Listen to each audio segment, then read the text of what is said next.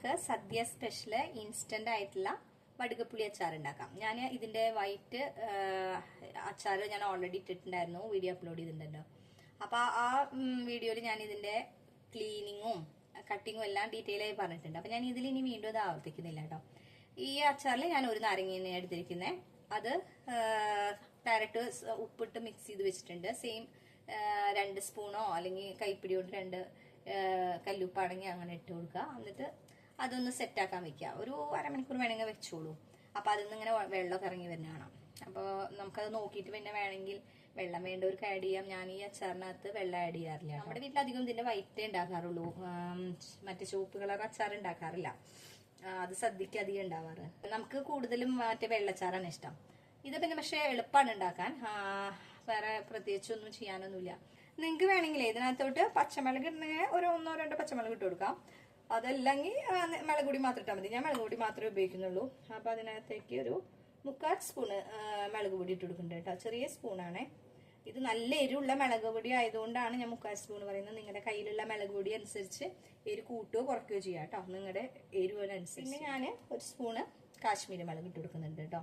അത് നിർബന്ധമില്ല, completely optional ആണ്. അത് ഞാനൊരു കളർ കിട്ടിക്കൊട്ടെ വെച്ചിട്ട് ഇടുന്നതാണ്. പിന്നെ നമുക്ക് ഇതിനകത്ത് വേണ്ടത് കുറച്ച് ഉലുവ പൊടിച്ചത്, വറുത്ത് പൊടിച്ചത്. അതൊരു നിങ്ങൾക്ക് ടേസ്റ്റ് ലെവലിനനുസരിച്ച് 1/4 സ്പൂൺ മുതൽ 1/2 സ്പൂൺ വരെ ഇട്ട് കൊടുക്കാം. ഞാനിപ്പോൾ 1/2 സ്പൂൺ ഇടുന്നുണ്ട്, ചെറിയ സ്പൂൺ. നമുക്ക് കായപ്പൊടി അതൊരു 1/4 സ്പൂണൊക്കെ ഇട്ടാൽ മതി. ഞാനിപ്പോൾ ഇത് ഒരു ചെറിയ കഷ്ണം എടുത്തിട്ട് ഒന്ന് ചൂടാക്കിയിട്ട് പൊടിച്ചതാട്ടോ. നിങ്ങൾക്ക് റെഡിമെയ്ഡ് ആണ് ഉപയോഗിക്കുന്നെങ്കിൽ അത് ഉപയോഗിക്കാം. ഞാൻ യൂഷ്വലി കായം പീസ് വാങ്ങിയിട്ട് അത് ചൂടാക്കിയിട്ട് ആവശ്യത്തിന് പൊടിച്ചെടുക്കുള്ളൂ. അതൊരു 1/4 സ്പൂണ്. ഇത്രയേ ഉള്ളൂ പരിപാടി. ഇനി ഇതെല്ലാം കൂടെ നമുക്ക് മിക്സ് ചെയ്തെടുക്കാം.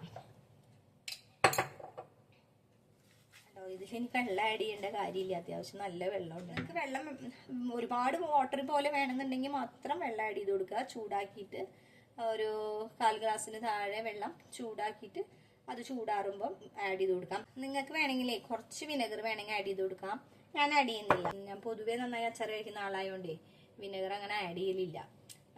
ഇതില് ഇനി നിങ്ങൾക്ക് അതിന് മണം പറ്റുമെങ്കിൽ ആഡ് ചെയ്തു. ഇൻസ്റ്റന്റ് അച്ചാറല്ലേ, അപ്പൊ നമ്മൾ കൂടുതൽ ദിവസത്തേക്ക് നിങ്ങൾക്ക് എടുത്തു വെക്കണം എന്നുണ്ടെങ്കിൽ മസ്റ്റായിട്ടും വിനെഗർ ആഡ് ചെയ്ത് കൊടുക്കണം, അല്ലെങ്കിൽ ഇത് കേടായി പോകും. പിന്നെ ഞാനിത് ഇപ്പൊ ഉണ്ടെങ്കിലും ബാക്കി വരികയാണെങ്കിൽ ഞാനെന്ത് യൂഷ്വലി ചെയ്യുക വെച്ച് കഴിഞ്ഞാൽ അത് എടുത്ത് അപ്പൊ തന്നെ നമ്മൾ ആവശ്യം കഴിഞ്ഞ് കഴിഞ്ഞാൽ അപ്പൊ തന്നെ വേഗം എടുത്തിട്ട് ഫ്രിഡ്ജിനകത്തേക്ക് എടുത്ത് വെക്കും. നല്ല വൃത്തിയുള്ള ബോട്ടിലൊക്കെ വിനെഗർ ആഡ് ചെയ്യാത്തതുകൊണ്ട് കേട്ടോ. ഇനി നിങ്ങൾക്ക് ഇതിലേക്ക് ലാസ്റ്റ് വേണമെങ്കിൽ കറിവേപ്പില വേണമെങ്കിൽ ഇട്ട് കൊടുക്കാം.